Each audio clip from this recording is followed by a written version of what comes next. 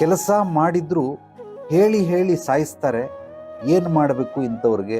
ಮಂಜುನಾಥ್ ಬಳುವಳಿ ಆತ ಕೇಳೋದೇನು ಅಂದರೆ, ಕೆಲಸ ಮಾಡಿದ್ರು ಕೂಡ ಮಾಡ್ದ ಮಾಡ್ದ ಮಾಡ್ದ ಅಂತ ಸುಮಾರು ಜನ ಕೇಳ್ತಾ ಇರ್ತಾರೆ. ಮಾಡಾಗಿದೆ ಅಂತಂದರೆ ಕನ್ಫರ್ಮ್ ಮಾಡಲ್ಲ, ಮತ್ತೆ ತಿರ್ಗಿ ಅವ್ರು ಹೋಗಿ ಇದು ಮಾಡ್ತಾರೆ. ಒಂದು ಉದಾಹರಣೆಗೆ ಹೇಳ್ತೀನಿ. ಆ ಅಮ್ಮನಿಗೆ 53 ವರ್ಷ ವಯಸ್ಸು, ಹೆಂಗಸು ಪಾಪ, ಮಗಳಿಗೂ ಮದುವೆ ಆಗಿ ಮೊಮ್ಮಗಳಿದೆ, 53 ವರ್ಷ ವಯಸ್ಸು. ಆಕೆಗೆ ದಿನನಿತ್ಯ ಆಕೆನೇ ಮೇನ್ ಡೋರ್ ಲಾಕ್ ಮಾಡಿಬಿಟ್ಟು ಡೋರೆಲ್ಲ ಕ್ಲೋಸ್ ಮಾಡಿ ಬಂದಿರ್ತಾಳೆ. ಮತ್ತೆ ಯಜಮಾನ್ರಿಗೆ ಒಂದ್ಸಲ ಹೇಳೋದು, ನಾನು ಡೋರ್ ಹಾಕಿಲ್ಲ ಅನ್ಸುತ್ತೆ, ಹೋಗಿ ನೋಡ್ಕೊಂಡು ಬನ್ನಿ. ಅಯ್ಯೋ ಹಾಕಿಲ್ದೆ ಹೋದ್ರೆ ಸುಮ್ಮನೆ ಮಲ್ಕೊಳಮ್ಮ, ಸುಮ್ಮನೆ ನನಗೆ ಅದು ಡಿಸ್ಟರ್ಬ್ ಮಾಡಬೇಡ, ನಾನು ಇವಾಗ ಎದ್ದೋಗಿದ್ರೆ ನಿದ್ದೆ ಬರಲ್ಲ, ನೀನು ಸುಮ್ಮನೆ ನಂಗೆ ತಲೆ ತಿನ್ಬೇಡ, ಎದ್ದೋಗಿ ಅಂತ ತಿವಿತಾನೆ ಇರ್ತಾಳೆ. ಅವನು ಹೋಗಿ ನೋಡಿದ್ರೆ ಡೋರ್ ಹಾಕಿರ್ತಾಳೆ, ಹಾಕ್ಕೊಂಡು ಬಂದು ಮಲಗ್ತಾಳೆ. ಮತ್ತೆ ತಿರ್ಗಾ ನಾನು ಗ್ಯಾಸ್ ಆಫ್ ಮಾಡಿದ್ದೀನಿ ಇಲ್ಲ ಗೊತ್ತಿಲ್ಲ, ಸಿಲಿಂಡರ್ ದಯವಿಟ್ಟು ಹೋಗಿ ನೋಡ್ಕೊಂಡು ಬನ್ನಿ. ಅವಳು ಹೋಗಲ್ಲ, ಇವನಿಗೆ ಹೇಳೋದು ನಾನು ಮರ್ತು ಬಿಟ್ಟಿದ್ದೀನಿ ಅಂತ. ಅವನು ಡೋರ್ ಹಾಕ್ಬಿಟ್ಟು ಬಂದವನೇ ಮತ್ತೆ ತಿರ್ಗಾ ಹೋಗ್ತಾನೆ, ತಿರ್ಗಾ ಸಿಲಿಂಡರ್ ಆಫ್ ಮಾಡ್ತಾನೆ, ಆನ್ ಮಾಡ್ತಾನೆ. ಆಫ್ ಆಗಿದೆ, ನಿನಗೆ ಎಲ್ಲ ಮಾಡಿದ್ರು ಕೂಡ ತಿರ್ಗಾ ಒಂದ್ಸಲ ಕನ್ಫರ್ಮ್ ಮಾಡ್ತೀವಿ ಯಾಕೆ ಅಂತ. ಸೊ ಗೀಸರ್ ಆನ್ ಮಾಡಬೇಕು, ಸ್ನಾನ ಮಾಡ್ಕೊಂಡು ಬಂದು ಗೀಸರ್ ಆಫ್ ಮಾಡಬೇಕು. ನೀವು ಗೀಸರ್ ಆಫ್ ಮಾಡಿಲ್ಲ. ಆಫ್ ಮಾಡಿದ್ದೀನಿ ಕಣೆ. ಇಲ್ಲ, ನೀವು ಗೀಸರ್ ಆಫ್ ಮಾಡಿಲ್ಲ, ನನಗೆ ಸ್ವಿಚ್ ಸೌಂಡೇ ಕೇಳಿಸಿಲ್ಲ. ಇದೆಂತ ನ್ಯಾಯ ನೋಡಿ. ಗೀಸರ್ ಸ್ವಿಚ್ ಆಫ್ ಮಾಡೋದನ್ನ ಆ ಅಮ್ಮನಿಗೆ ಸೌಂಡ್ ಕೇಳಿಸ್ಬೇಕಂತೆ. ಅಂದರೆ ಸ್ವಿಚ್ ಇರೋ ಜಾಗದಲ್ಲಿ ಸ್ಪೀಕರ್ಗಳು ಇಡಬೇಕು. ಅದನ್ನ ಆನ್ ಮಾಡಿದ ತಕ್ಷಣ ಒಳಗೆ ಸ್ಪೀಕರಲ್ಲಿ ಸೌಂಡ್ ಕೇಳಿಸ್ಬೇಕು.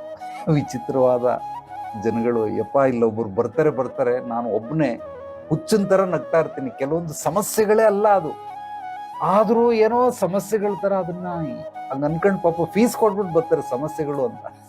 ಸಮಸ್ಯೆನೇ ಅಲ್ಲ ಅದು. ಇವರೆಲ್ಲ ಹುಚ್ಚರು. ಕೆಲವರು ಅದನ್ನು ಎಂಜಾಯ್ ಮಾಡ್ಬೇಕು, ನನ್ನಂತವನ್ನ ಎಂಜಾಯ್ ಮಾಡ್ತೀನಿ, ಬಟ್ ಅವರು ಅನುಭವಿಸ್ತಾರೆ, ಕೋಪ ಮಾಡ್ಕೊಳ್ತಾರೆ. ಅದನ್ನ ಪ್ರಶ್ನೆ ಕೇಳಿರೋದು ಮಂಜುನಾಥ್ ಬಳುವಳಿ ಅಂತ. ಸೊ ಈ ರೀತಿ ಕೆಲವರು, ಆ ಮಹಿಳೆ ಒಂದಲ್ಲ ಎರಡಲ್ಲ, ಪಾಪ ಗಂಡನಿಗೆ ಮಾತ್ರ ಅಲ್ಲ, ಮಕ್ಕಳಿಗೆ, ಸೊ ಮಗಳಿಗೆ, ಅಳಿಯನಿಗೆ, ಮೊಮ್ಮಕ್ಕಳಿಗೂ ಕೂಡ ವಿಚಿತ್ರವಾಗಿ ಅವಳಿಗೆ ಏನೋ ಒಂಥರ ಕಾಯಿಲೆ, ಮನೋಕಾಯಿಲೆ. ಅಂದರೆ ಕನ್ಫರ್ಮೇಷನ್ ಇಲ್ಲ, ಮಾಡಿದಿನ ಇಲ್ವಾ, ಸ್ವಿಚ್ ಆಫ್ ಮಾಡಿದಿನ ಇಲ್ವಾ, ಚುಕ್ಕಿ ಹಾಕಿದಿನ ಇಲ್ವಾ.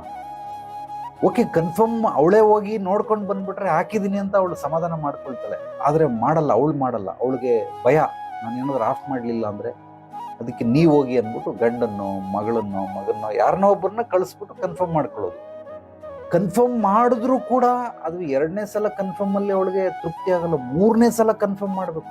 ನೋಡಿದ್ರ, ಚೆಕ್ ಮಾಡಿದ್ರ ಕರೆಕ್ಟ್ ಆಗಿತ್ತಾ, ಆಫ್ ಮಾಡಿದ್ದೀನ ನಾನು, ಊನಮ್ಮ ಆಫ್ ಮಾಡಿದ್ಯಾ, ಖಂಡಿತವಾಗ್ಲಿ ಏನಿಲ್ಲ, ತಲೆ ಕೆಡಿಸ್ಕೊಂಬೇಡ ಅಂತ ಇದನ್ನ ಹೇಳಿ ಇದು ಮಾಡೋದು. ಇದಾಯ್ತಾ? ಆ ಅಮ್ಮಂದು ಒಂದು ಸಿನಿಮಾ ತೆಗಿಬೇಕಾದ್ರೆ ಕಾಮಿಡಿ ಒಂದು ಸೀನ್ ಮಾಡ್ಬೋದು. ಯಾರೋ ಒಬ್ರು ಟ್ರೈನಲ್ಲಿ ಅವ್ರ ಸ್ನೇಹಿತರು ಸೂಟ್ ಕೇಸು ಅದು ಇದೆಲ್ಲ ಗಂಡ ಹೆಂಡತಿ ಮಕ್ಕಳಿಗೆ ಬಿಡಕ್ಕೆ ಯಾರ್ದು ಸ್ನೇಹಿತರ ಮನೆಗೆ ಹೋಗಿ ಬಂದಾಗ ಅವ್ರನ್ನೆಲ್ಲ ಕುಂಡಿಸ್ಬಿಟ್ಟು ಓಕೆ ಟಾಟಾ ಬಾಯ್ ಅಂತೇಳಿ ಗಂಡನಿಗೆ ಅವ್ರಿಗೆ ಥ್ಯಾಂಕ್ಸ್ ಹೇಳಿ ಅಂತ ಚುಚ್ಚುತ್ತಾನೆ ಇರ್ತಾಳೆ. ಅಂದ್ರೆ ಸಿಗ್ನಲ್ ಕೊಡೋದು ಗಂಡನಿಗೆ. ಗಂಡ ನಿನ್ನ ಫ್ರೆಂಡ್ ಅಲ್ಲ ಅವನು, ನನ್ನ ಫ್ರೆಂಡ್ ಅವನು, ನಾನು ಅವನಿಗೆ ಥ್ಯಾಂಕ್ಸ್ ಆದ್ರೂ ಹೇಳ್ತೀನಿ, ಕೆನ್ನೆಗೆ ಬೇಕಾದ್ರೂ ಹೊಡೆದಾದ್ರೂ ಕಳಿಸ್ತೀನಿ, ನೀನು ಅದನ್ನ ಹೇಳ್ಬೇಡ, ನಾನು ಥ್ಯಾಂಕ್ಸ್ ಹೇಳ್ತೀನಿ, ನೀನು ಹೇಳ್ಬೇಡ ಅಂತ ಅವಳು ಅದನ್ನ ಹೇಳ್ಕೊಡ್ತಾರೆ. ಅಂದ್ರೆ ಗಂಡ, ಮಕ್ಕಳು, ಸೊಸೆ ಅವ್ರ ಮನೆಗೆ ಒಂದ್ಸಲ ಫ್ಯಾಮಿಲಿ ಸತ್ಸಂಗಕ್ಕೆ ಕರೆದಿದ್ರು. ಅಂದ್ರೆ ಸತ್ಸಂಗ ಮಾಡಕ್ಕೆ ಫುಲ್ ಓಲ್ ಫ್ಯಾಮಿಲಿಗೆ ಕುಂತ್ಕೊಂಡು ಒಂದು ರಾತ್ರಿ ಎಲ್ಲ ಅಲ್ಲೇ ಇದ್ದು ಅವ್ರ ಮನೇಲಿದ್ದು ಅವರು ಏನೋ ಒಂದು ಸೇವಾರ್ಥವನ್ನು ಸೇವಿಸಿ ಅವ್ರ ಅತಿಥಿಯನ್ನು ಸ್ವೀಕರಿಸಿ ಅವ್ರ ಮನೆಯಲ್ಲಿರೋರಿಗೆಲ್ಲರಿಗೂ ಒಂದಷ್ಟು ಬುದ್ಧಿವಾದಗಳನ್ನು, ಆಧ್ಯಾತ್ಮಿಕದ ಬಗ್ಗೆ ಹೇಗೆ ಬದುಕಬೇಕು, ಅಂದರೆ ಏನು ಮಾಡಬಾರ್ದು, ಏನು ಮಾಡಬೇಕು, ಹೇಗೆ ಮಾಡಬೇಕು ಅನ್ನೋದನ್ನು ಎಲ್ಲವನ್ನ ತಿಳಿಸಿ ಹೇಳ್ಕೊಡ್ತೀನಿ. ಆ ರೀತಿ ಹೋದಾಗ ಆಕೆ ಕೇಳಿದ್ರೆ ಏನಂದ್ರೆ, ಎಲ್ಲಾರ್ಗೂ ಇದೇ ರೀತಿ. ಆಕೆ ಮಾಡೋದು ಏನು ಅಂತಂದ್ರೆ, ಇವ್ರು ಈಕೆ ಹೇಳೋದಕ್ಕಿಂತ ಮುಂಚೆನೇ ಮಾಡ್ಬಿಟ್ಟಿರ್ತಾರೆ ಪಾಪ. ಆದರೆ ಮಾಡ್ಬಿಟ್ಟು ಬಂದಿದ್ದೀನಿ, ಇಲ್ಲ ಮಾಡಿಲ್ಲ ನೀನು ಬೇಕಾದ್ರೆ ಅವ್ರನ್ನೋ ಕೇಳು, ನೀನು ಕೊಟ್ಬಿಡು ಅಂತ ಹೇಳಿದೆ ಅವ್ರಿಗೆ ದಾರಿಲಿ ಹೋಗ್ತಾ, ನಾನು ಕೊಟ್ಟು ಬಂದಿದ್ದೀನಿ, ಇಲ್ಲ ನೀವು ಕೊಟ್ಟಿಲ್ಲ, ಕೊಡಿ, ಅದು ಐಟಮ್ ಕೊಡಿ, ನಾನು ಕೊಟ್ಟಿರೋದನ್ನ, ಏನೋ ಒಂದು ವಸ್ತು ಕೊಟ್ಟುಬಿಡಿ ಅಂತ ಯಾರಿಗೂ ಅವ್ರು 1 ಕಿಲೋಮೀಟರ್ ದೂರದಲ್ಲಿ ಕೊಟ್ಟಿಲ್ಲ. ಸೊ ಈತನಿಗೆ ತಲೆ ಕೆಟ್ಟೋಗ್ಬಿಟ್ಟಿದೆ, ಅದನ್ನ ಹೆಂಗ್ ಸ್ವೀಕರಿಸೋದು ಅಂತ ಗೊತ್ತಾಗ್ತಾ ಇಲ್ಲ. ಇವಳು ನಾನು ಥ್ಯಾಂಕ್ಸ್ ಹೇಳಿ ಅಂತಾಳೆ ಗುರುಜಿ. ಇಲ್ಲಿ ಬಂದು ಪಾಪ ಗಂಡ ಚಿಕ್ಕ ಸಿಲ್ಲಿ ವಿಚಾರಕ್ಕೆ ಜಗಳ ಆಡ್ತಾವ್ರೆ. ಅವನಿಗೆ ತಲೆ ಕೆಟ್ಟೋಗ್ಬಿಟ್ಟಿದೆ. ಒಂದ್ಸಲ ಸೂಸೈಡ್ಗೂ ಅಟೆಂಡ್ ಮಾಡ್ಬಿಟ್ಟವನಿಗೆ ಗಂಡ. ಚಿಕ್ಕ ವಿಷಯಕ್ಕೆ ಅಲ್ಲೇ ಇಷ್ಟಕ್ಕೆ ಯಾಕಲ್ಲೇ ಸೂಸೈಡ್ಗೆ ಅಟೆಂಡ್ ಮಾಡಿದೆ ನೀನು? ನಿನಗೇನು ತಲೆ ಇಲ್ವೇನೋ? ನೀನೇನು ಗಂಡಸಲ್ವೇನೋ? ಪೌರುಷತ್ವ ಇಲ್ಲ ನಿನಗೆ? ಅವಳು ಕೊಡೋ ಸಣ್ಣ ಟಾರ್ಚರ್ ತಡೆಯೋಕ್ಕಾಗಲಿಲ್ಲ, ಯಾಕಲ್ಲೇ ಮದುವೆ ಆದೆ ನೀನು? ವಿಚಿತ್ರವಾದ ಜನಗಳು. ಪಾಪ ನಾನಿಲ್ಲಿ ನಗ್ತಾ ಇದ್ದೀನಿ, ಅವನು ಗೊಳೋ ಅಂತ ಅಳ್ತಾವ್, ನನ್ನ ಕೈಲಿ ಆಗ್ತಲ್ಲ ಗುರುಜಿ, ನಾನು ಸತ್ತೋಗ್ಬಿಡ್ತೀನಿ, ರೈಲಿಗೆ ತಲೆ ಕೊಟ್ಬಿಡ್ತೀನಿ ಅಂತಾನೆ. ಸೊ ಆಯ್ತಪ್ಪ, ಆಯ್ತು ಕಡೆಯ, ಸಮಾಧಾನ ಮಾಡ್ಕೊ, ಅಷ್ಟೊಂದು ಸೀರಿಯಸ್ ಆಗಿ ತಗೊಂಬೇಡ. ಪಾಪ ನಿನ್ನ ಹೆಂಡತಿ ಬೇಕು ಬೇಕು ಅಂತ ಮಾಡ್ತಾ ಇಲ್ಲ, ಅವಳಿಗೆ ಅದೊಂದು ಕಾಯಿಲೆ. ಅದನ್ನ ನೀವು ಕಾಯಿಲೆ ಅಂತ ಪರಿಗಣಿಸ್ತಾ ಇಲ್ಲ, ನೀವು ಬುದ್ಧಿಯಿಂದ ಅವಳಿಗೆ ಹೇಳ್ತಾ ಇದ್ದೀರಿ. ಪಾಪ ಬುದ್ಧಿ ತಲೆಗೆ ಹೋಗ್ತಾ ಇಲ್ಲ ಅವಳಿಗೆ. ಈಗ ಕುರಿಗೆ ನೀವು ಮಾಂಸಾಹಾರ ಕೊಟ್ಟರೆ ತಿನ್ನುತ್ತಾ? ನೀವೇ ಹೇಳಿ. ಖಂಡಿತವಾಗ್ಲೂ ತಿನ್ನಲ್ಲ. ಈಗ ಕುರಿನ ನಾನು ಹುಲಿ ಮಾಡ್ತೀನಿ, ಚಿರತೆ ಮಾಡ್ತೀನಿ, ಸಿಂಹ ಮಾಡ್ತೀನಿ ಅಂದ್ರೆ ಆಗುತ್ತಾ? ಆಗಲ್ಲ. ಅದನ್ನ ಮನೆಯಲ್ಲಿರೋರೆಲ್ಲ ಅರ್ಥ ಮಾಡ್ಕೊಳ್ಬೇಕು, ಅವಳು ಯಾಕೆ ಹಂಗೆ ಆಡ್ತಾವಳೆ ಅಂತ. ಅವಳು ಆಡೋದಕ್ಕೆ ಇವರೇ ಕಾರಣ. ಸೊ 53 ವರ್ಷ ಆಗಿದೆ, ಸುಮಾರು ಮದುವೆ ಆದಾಗ್ಲಿಂದನೂ ಸ್ವಿಚ್ ಆನ್ ಮಾಡ್ಬಿಡ್ತಾರೆ, ಆಫ್ ಮಾಡಲ್ಲ. ಇವಳು ಹೋಗಿ ಆಫ್ ಮಾಡ್ಬೇಕು. ನಿಮ್ಗೆ ಎಷ್ಟು ಹೋಗಿದ್ರು ಅಷ್ಟೇ, ಹಂಗೆ ಹಿಂಗೆ ಅಂತ ಹೋಗಿ ಸ್ವಿಚ್ ಆಫ್ ಮಾಡ್ತಾವೆ. ಕೊಳಾಯಲ್ಲಿ ನೀರು ಬಿಟ್ಬಿಡ್ತಾರೆ, ಆಫ್ ಮಾಡಲ್ಲ, ನೀರು ಬಿಟ್ಬಿಟ್ಟು. ಅವಳು ಬೈದು ಬೈದು ಬೈದು ಈಗ ಇವ್ರು ರೆಡಿ ಆಗ್ಬಿಟ್ಟವ್ರೆ, ಅವಳು ಹಾಳಾಗ್ಬಿಟ್ಲು ಪಾಪ. ಸೊ ಈ ರೀತಿ ಒಂದಲ್ಲ ಎರಡಲ್ಲ ಸಾಕಷ್ಟು ಮನೆಗಳಲ್ಲಿ ಈ ರೀತಿ ನಡೀತಾನೆ ಇರ್ತದೆ. ಹೆಣ್ಣು ಮಕ್ಕಳು ಆ ರೀತಿ ಆಗ್ಬಿಟ್ಟಿರ್ತಾರೆ. ಅವ್ರು ಆಗೋದಕ್ಕೆ ಬೇಕು ಬೇಕು ಅಂತ ಆಗಿಲ್ಲ, ನೀವೇ ಗಂಡು ಮಕ್ಕಳು ಅಥವಾ ಮನೆಯಲ್ಲಿರೋರೆಲ್ಲ ಕಾರಣ ಆಗಿರ್ತೀರ. ಅದಕ್ಕೆ ಆಕೆ ಇವಾಗ ಸಮಸ್ಯೆಯಲ್ಲಿದ್ದಾಳೆ. ಆ ಸಮಸ್ಯೆಯಲ್ಲಿರೋದನ್ನ ನೀವು ಎಲ್ಲರೂ ಸೇರಿ ಪರಿಹಾರ ಮಾಡಬೇಕು. ಅದು ಬಿಟ್ಬಿಟ್ಟು ಎಲ್ಲರೂ ಸೇರಿ ಅವಳಿಗೆ ಉಗಿತಾ ಇದ್ದೀರಾ, ಚುಚ್ಚುತ್ತಾ ಇದ್ದೀರಾ, ನೀವು ಅಳ್ತಾ ಇದ್ದೀರಾ. ನಿಮಗೂ ನೆಮ್ಮದಿ ಇಲ್ಲ, ಅವಳಿಗೂ ನೆಮ್ಮದಿ ಇಲ್ಲ. ಸ್ವಲ್ಪ ಆಕೆನ ಅರ್ಥ ಮಾಡ್ಕೊಳ್ಳಿ. ಸಾಮಾನ್ಯವಾಗಿ ಅವ್ರ ಜೊತೆಲಿ ಇದ್ದು ಅವ್ರಿಗೆ ಸಮಸ್ಯೆಲಿದ್ದವ್ರಿಗೆ ನಾವು ಪರಿಹಾರ ಕೊಡಬೇಕು.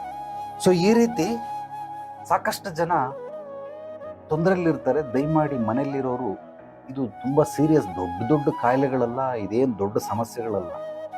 ಆಕೆನ ನೀವೆಲ್ಲರೂ ಸೇರಿ ಪರಿಹರಿಸ್ಬೋದು. ಸ್ವಲ್ಪ ಸಪೋರ್ಟ್ ಮಾಡಿ, ಒಂಚೂರು ಅವ್ರಿಗೆ ನೀವು ಪ್ರೋತ್ಸಾಹ ಕೊಟ್ಟರೆ ಖಂಡಿತವಾಗ್ಲೂ ಅದರಿಂದ ಮುಕ್ತಿ ಸಿಗುತ್ತೆ. ಆದರೆ ಇವರೆಲ್ಲರೂ ಕೂಡ ವಾಸಿ ಮಾಡ್ತಾರೆ. ಸೊ ಅದು ದೊಡ್ಡ ಕತೆ ಹೇಳ್ತಾ ಹೋದರೆ ಸಿಕ್ಕಾಪಟ್ಟೆ ಹೋಗ್ತದೆ. ಆದ್ರಿಂದ ಈ ರೀತಿ ಮಾಡ್ತಾರೆ ಕೆಲವರು. ಆ ಮಾಡೋದನ್ನ ಬಿಟ್ಬಿಡಿ. ಮಾಡೋದಕ್ಕಿಂತ ಮುಂಚಿತವಾಗಿ, ಅಂದರೆ ಇದರಿಂದ ಪಾಪ ಅವ್ರಿಗೆ ಗಂಡನ ಗತಿ ಏನು ಅಂತಂದರೆ ಅವನ ಬಗ್ಗೆನೂ ಚಿಂತನೆ ಮಾಡಬೇಕು. ಈಗ ಅವನು ಏನದು ಮ್ಯಾನರ್ಸ್ ಆ್ಯಂಡ್ ಬಿಹೇವಿಯರ್ ಅಂತಾರೆ. ಪ್ರತಿಯೊಬ್ಬ ಮನುಷ್ಯನಿಗೂ ಮ್ಯಾನರ್ಸ್ ಆ್ಯಂಡ್ ಬಿಹೇವಿಯರ್ ಅನ್ನೋದು ಎಲ್ಲರಿಗೂ ಗೊತ್ತಿರ್ತದೆ. ಆ ಮ್ಯಾನರ್ಸ್ ಬಿಹೇವಿಯರ್ದಿಂದ ಯಾರೋ ಹೆಲ್ಪ್ ಮಾಡಿದ್ರೆ ಥ್ಯಾಂಕ್ ಯು ವೆರಿ ಮಚ್ ಅಂತ ಹೇಳ್ತಾರೆ, ಧನ್ಯವಾದಗಳು ಅಂತ ಹೇಳ್ತಾರೆ. ಆದರೆ ಅದನ್ನು ಹೇಳೋದಕ್ಕಿಂತ ಮುಂಚಿತವಾಗಿ ಇವಳು 100 ಸಲ ಹೇಳ್ಬಿಟ್ಟಿರ್ತಾರೆ, ಥ್ಯಾಂಕ್ಸ್ ಹೇಳಿ, ಥ್ಯಾಂಕ್ಸ್ ಹೇಳಿ, ಥ್ಯಾಂಕ್ಸ್ ಹೇಳಿ ಅಂತ. ಥ್ಯಾಂಕ್ಸ್ ಹೇಳೋಕ್ಕಾಗಲ್ಲ. ಅವ್ರ ಮನೆಯಿಂದ ರೈಲ್ವೆ ಸ್ಟೇಷನ್ಗೆ ಸುಮಾರು 1 ಕಿಲೋಮೀಟರ್ ಇದೆ. 1 ಕಿಲೋಮೀಟರ್ ಮುಂಚಿತವಾಗೇ ಥ್ಯಾಂಕ್ಸ್ ಹೇಳ್ಬಿಟ್ರೆ ಅವನು ಅಲ್ಲೇ ಕೊಟ್ಬಿಟ್ಟು ಹೋಗ್ಬಿಡ್ತಾನೆ. ಪಾಪ ಅವನೇನೋ ಅಭಿಮಾನ ಇಟ್ಕೊಂಡು ಟ್ರೈನ್ವರೆಗೂ ಬಂದು ಚೇರವ್ರಿಗೂ ಸೀಟಲ್ಲಿ ಕುಂಡಿಸಿ ಅದನ್ನೆಲ್ಲ ಲಗೇಜ್ನೆಲ್ಲ ಮೇಲಿಟ್ಟು, ಓಕೆ ಹುಷಾರಾಗಿ ಹೋಗಿ ಟಾಟಾ ಬಾಯ್ ಬಂತ, ಟ್ರೈನ್ ಸ್ಟಾರ್ಟ್ ಆಗೋವರೆಗೂ ಅವ್ನು ಕೆಳಗಡೆ ಇಳಿಯೋದಿಲ್ಲ. ಕೆಳಗಡೆ ಇಳಿತೀನಿ, ನಾನು ಹೋಗ್ತೀನಿ ಅಂದಾಗ ಥ್ಯಾಂಕ್ ಯು ವೆರಿ ಮಚ್ ಅಂತ ಹೇಳಬೇಕು. ಇವಳು ಮನೆಯಿಂದನೇ ಶುರು ಮಾಡಿಬಿಟ್ಟವಳೆ ಥ್ಯಾಂಕ್ಸ್ ಹೇಳಿ, ಥ್ಯಾಂಕ್ಸ್ ಹೇಳಿ, ಥ್ಯಾಂಕ್ಸ್ ಹೇಳಿ, ಥ್ಯಾಂಕ್ಸ್ ಹೇಳಿ ಅಂತ. ಅಂದರೆ ಏನಾಗುತ್ತೆ ಅಂದರೆ, ನಾನು ದಡ್ಡನೇನೋ, ನಾನು ಅಜ್ಞಾನಿಯೇನೋ, ಇವಳು ನನಗೆ ಹೇಳ್ಕೊಡ್ತಾವಳೆ ಅಂತ. ಅಂದರೆ ಸಣ್ಣ ಸಣ್ಣದನ್ನು ಕೂಡ ಈ ಮಕ್ಕಳಿಗೆ ಬೆರಳು ಕೊಡ್ತಾರೆ ದೊಡ್ಡವ್ರು ನೋಡಿ. ಸಣ್ಣ ಮಕ್ಕಳು ಈಗ ಹೆಜ್ಜೆ ಇಡ್ತಾ ಇರ್ತಾರೆ, 1-1.5 ವರ್ಷ 2 ವರ್ಷ, ಈ ಬೆರಳು ಕೊಡ್ತಾರೆ, ಇದು ಹಿಡ್ಕೊ ಅಂತ. ಅದೇ ಥರ ದೊಡ್ಡವನಾಗಿ ಮದುವೆ ಆಗಿ ಮಕ್ಕಳಾಗಿ ಅವನಿಗೆ ಮೊಮ್ಮಕ್ಕಳು ಕೂಡ ಆಗವೆ, ಈಗಲೂ ಅವನಂಗೆ ಈ ಥರ ಬೆರಳು ಕೊಡ್ತಾವಳೆ. ಅಂದರೆ ಸ್ಪೂನ್ ಫೀಡಿಂಗ್ ಅಂತಾರೆ ಇದನ್ನು. ಸ್ಪೂನ್ ಫೀಡಿಂಗ್ ಮಾಡೋದು, ಎಲ್ಲವನ್ನ ಹೇಳ್ಕೊಡೋದು. ಹಂಗೆ ಹೇಳ್ಕೊಟ್ಟಾಗ ಏನಾಗುತ್ತೆ, ಎದುರುಗಡೆ ಇರೋನಿಗೆ ಒಂಥರ ಗಿಲ್ಟಿ ಫೀಲ್ ಆಗುತ್ತೆ. ಅಯ್ಯೋನ, ನನಗೆಲ್ಲ ಗೊತ್ತಿದ್ರು ಇವಳು ಹೇಳ್ಕೊಡ್ತಾಳಲ್ಲ, ನಾನು ಎಳೆ ಮಗುನ, ಮೋಸ್ಟ್ಲಿ ನಾನು ದಡ್ಡ ಅನಿಸುತ್ತೆ ಅಂತ ಅವನು ಫೀಲ್ ಮಾಡ್ಕೊಂಬಿಡ್ತಾನೆ. ಆದ್ರಿಂದ ದಯಮಾಡಿ ಈ ರೀತಿ ಹೇಳಿದ್ದನ್ನೇ ಹೇಳಿ ಹೇಳಿ ಹೇಳಿ ತಲೆ ತಿನ್ನೋಂಥ ಅವಶ್ಯಕತೆ ಇಲ್ಲ. ಮನೆಯಲ್ಲಿ ಕೆಲವರು ಇರ್ತಾರೆ, ಆದ್ದರಿಂದ ವಯಸ್ಸಾಗಿದ್ರೆ ಪಾಪ ಅವ್ರನ್ನ ಕ್ಷಮಿಸ್ಬಿಡಿ, ಇವ್ರನ್ನೇನು ಮಾಡಬೇಡಿ. 60+ ಆರ್ 70+ ಆರ್ 80+ ಏನಾದರೂ ಇದ್ದರೆ ಡೆಫಿನೆಟ್ಲಿ ಈ ಥರ ಇರೋರಿಗೆ ನೀವು ಎಕ್ಸ್ಕ್ಯೂಸ್ ಕೊಟ್ಬಿಡ್ಬೇಕು. ಯಾಕೆಂದರೆ ವಯಸ್ಸಾದ್ಮೇಲೆ ಅವರು ಮಕ್ಕಳಿದ್ದಂಗೆ, 60+ 60ಕ್ಕೆ ಅರಳೋ ಮರಳು ಅಂತಾರಲ್ಲ, ಆದ್ದರಿಂದ ಮಕ್ಕಳಾದಂಗೆ ಆಗ್ಬಿಡ್ತಾರೆ. ಅವರನ್ನು ನೀವು ಚೆನ್ನಾಗಿ ನೋಡ್ಕೊಳ್ಳಿ.